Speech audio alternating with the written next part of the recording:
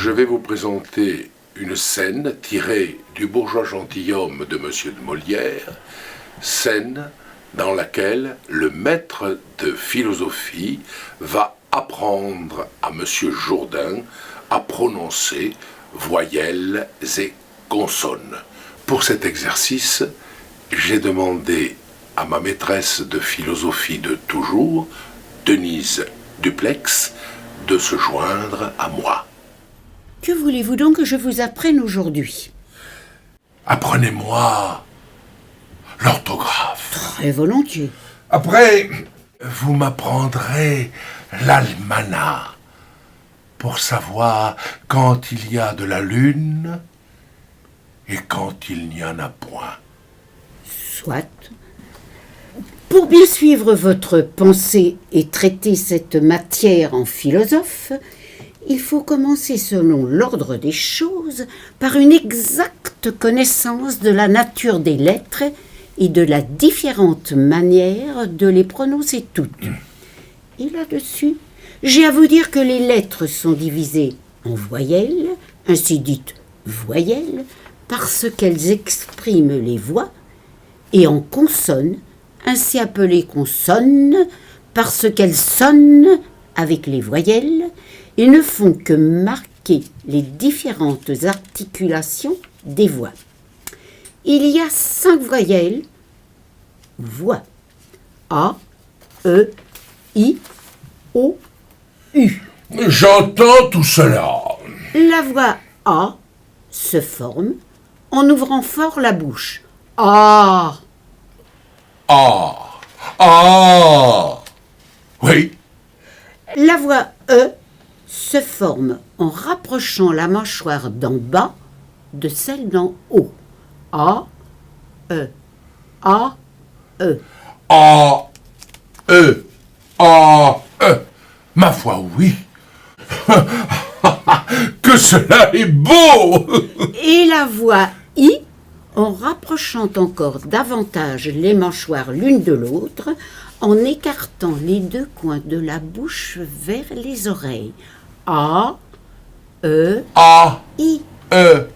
I.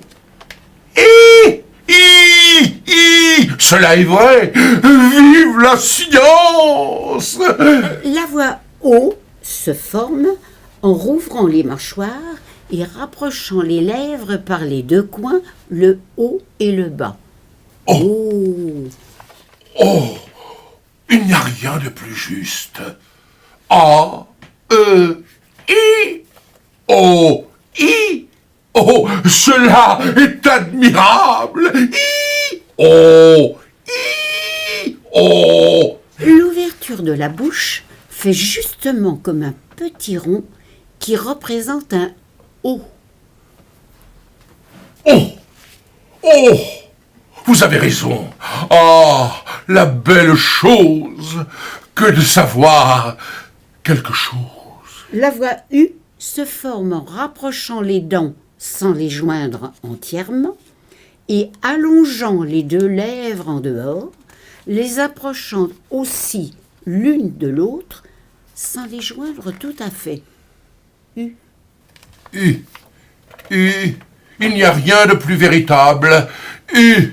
Vos deux lèvres s'allongent comme si vous faisiez la moue, d'où vient que si vous la voulez faire à quelqu'un et vous moquez de lui, vous n'aurez qu'à lui dire « U ». U. U. Cela est vrai.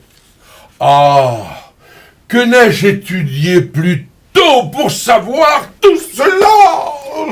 Demain, nous verrons les autres lettres qui sont les consonnes. Est-ce qu'il y a des choses aussi curieuses qu'à celle-ci?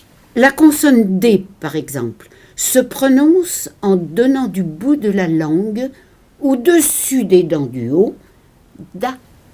Da. Da. Oui. Oh, les belles choses. Les belles choses. Da. L'F en appuyant les dents d'en haut sur la lèvre du dessous. Fa. Fa. Fa.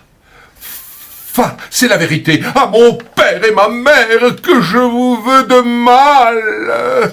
Et l'air, en portant le bout de la langue jusqu'au haut du palais, de sorte qu'étant frôlée par l'air qui sort avec force, elle lui cède et revient toujours au même endroit, faisant une manière de tremblement.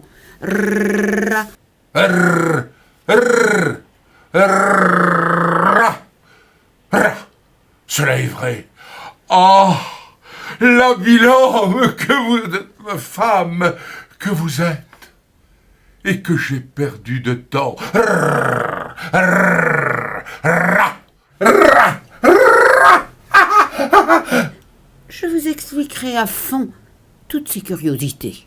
Je vous en prie.